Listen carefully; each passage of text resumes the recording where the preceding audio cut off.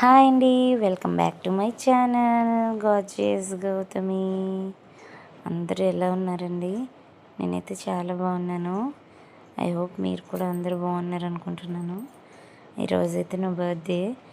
So మేము morning లేచి నూకాలమ్మ తల్లి టెంపుల్కి అనకాపల్లికి అయితే బయలుదేరిపోయాము చక్కగా దర్శనం చేసుకోవటానికి. మాకైతే చాలా బాగా జరిగిందండి దర్శనం. 200 రూపీస్ టికెట్కి వెళ్ళిపోయాం. డైరెక్ట్గా గర్భగుడిలోకి 200 రూపీస్ టికెట్ అండి. 100 ఉంది, 50 ఉంది, ఇంకా ఫ్రీ లైన్ కూడా ఉంది. బట్ అమ్మవారిని దగ్గర నుంచి చూడాలనుకుంటే కనుక 200 రూపీస్ టికెట్కి అయితే మాత్రం వెళ్ళొచ్చు. ఎంతో బాగుందండి, చాలా నచ్చింది నాకైతే అమ్మవారి టెంపుల్. ఈ రీసెంట్గా మార్చ్ 8నే కదా ఇది ఓపెన్ చేశారు, ప్రాణ ప్రతిష్ఠ చేశారు అమ్మవారిని. చక్కగా ఈ 1 మంత్ మంచిగా పండుగ జరుగుతుంది. బట్ జనాలు అయితే చాలా ఎక్కువ మంది ఉంటారు, అసలు ఖాళీ అనేదే ఉండదు ఎప్పుడు కూడా అమ్మవారి టెంపుల్.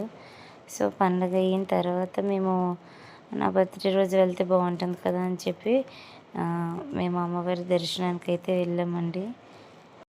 యాక్చువల్గా అయితే మేము గాజువాక నుంచి 10కి బయలుదేరాము.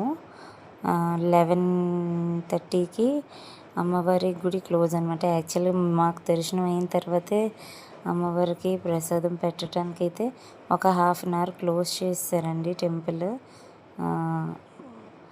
మళ్ళీ అమ్మవారికి ప్రసాదం పెట్టేశాక ఓపెన్ చేస్తారట. 11:30 to 12 ఈ టైంలో అయితే దర్శనాలను అయితే మాత్రం ఆపేస్తారు. ఎవరైనా వెళ్ళాలనుకుంటే ముందు వెళ్ళండి. మళ్ళీ 12కి ఓపెన్ చేస్తారు. 12 నుంచి ఇంకా యాజ్ యూజువల్గా దర్శనాలు అయితే ఉంటున్నాయి. మేమైతే చక్కగా మొత్తం టెంపుల్ అంతా చూసాము. కొత్తగా రినోవేట్ చేశారు కదా, మొత్తం కొత్తగా కట్టారు కదా, చాలా చాలా బాగుందండి. ఇక్కడ ప్రతి ఒక్కరు వెళ్ళాలి. ఇంతకీ మీరు ఎంతమంది అమ్మవారి టెంపుల్కి వెళ్ళారో నాకు కమెంట్ సెక్షన్లో కమెంట్ చేసేయండి, చూస్తాను ఎంతమంది కమెంట్ చేస్తారో. ఈ ఇయర్ బర్త్డే అయితే మాత్రం స్టార్టింగ్ అమ్మవారి దర్శనంతోనైతే నాకు స్టార్ట్ అయిందండి.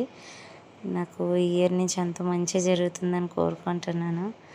చాలా బాగా కట్టారండి గుడి అయితే మాత్రం, చూడాలనిపించింది ఎంతసేపు ఉన్న. వీడియోని అయితే లైక్ చేయండి, షేర్ చేయండి అండ్ సబ్స్క్రైబ్ చేసుకోవడం మాత్రం మర్చిపోకండి.